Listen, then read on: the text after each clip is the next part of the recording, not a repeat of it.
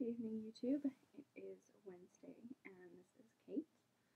Um, so, obviously, this week has had a lot of stuff going on with the bombing in Boston, which did hit home very close to me because I went to school in Boston, so I have a lot of friends that are still there, and I have a number of friends who are also running in the race that I was obviously really worried about, but everyone that I know is fine.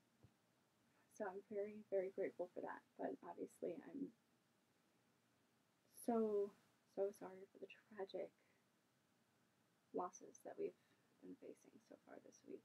And I mean, we don't even really know what the whole outcome was or who did this or anything like that. But I won't. It's not really what this video is about. Just wanted to acknowledge what was going on. What I want to talk about this week is delayed gratification and kind of overcoming the society of instant gratification, because we do live in a very instant society, especially with the development of technology. We can call people whenever, wherever with our smartphones. Now we can book plane tickets and do all kinds of crazy things that people never would have thought we would have been able to do years ago. We can take pictures, we can post them to the internet, we can chat with people via text message and send emails, which email wasn't even a thing not that long ago when you think about it in the grand scheme of things.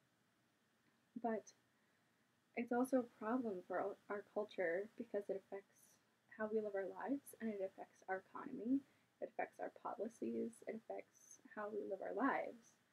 And I know instant gratification is, or it tends to be more of an American thing, though obviously it does happen in other cultures. But it does seem to be something that really defines ours. And, it's a huge issue, because if we weren't so concerned about being able to fund right now, then our social security system wouldn't be in the situation that it's in, because our federal government has been taking money from social security to balance the budget, and we have all these people that are aging into social security now, and it's becoming a really big problem. So it sucks, and it does bleed into our everyday lives, because every time you make a decision to buy a latte instead of saving for something that you've been looking forward to, like saving for a new computer or a vacation or anything like that, you have to really kind of think about what you're spending your money on and what that's really worth to you. And people that have issues with eating, it can be hard to think about the future when the instant gratification is right there. Like, oh, yeah, I could go home and make a healthy, balanced meal, or I could have this really fattening, delicious, wonderful meal that's right here and it's right now. And it's sometimes relatively cheap, but there is a trade-off. There's a huge trade-off. And giving in to the instant gratification, it also wires your brain to continue to make those kinds of decisions.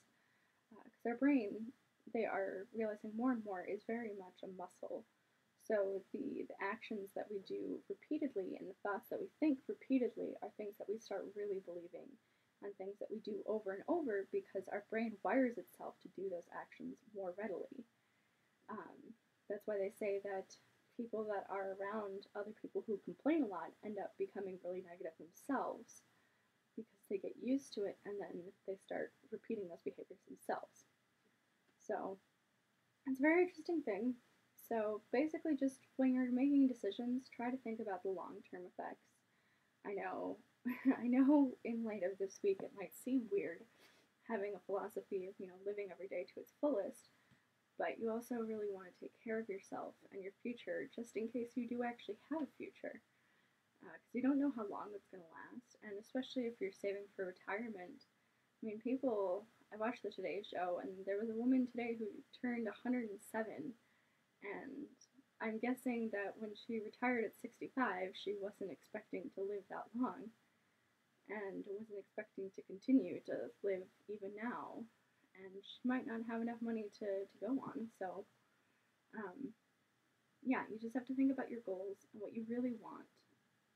And if that latte or that movie ticket or that $20 t-shirt or those sandals or whatever is really worth it to you in the long run, what that's actually going to be getting you.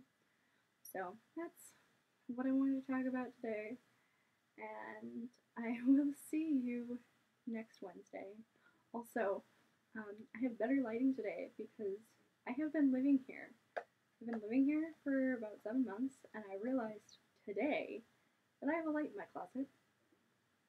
So I have more lighting right now because there's a light in my closet. Okay, well, I hope you guys have a really great week, and I will see you next Wednesday.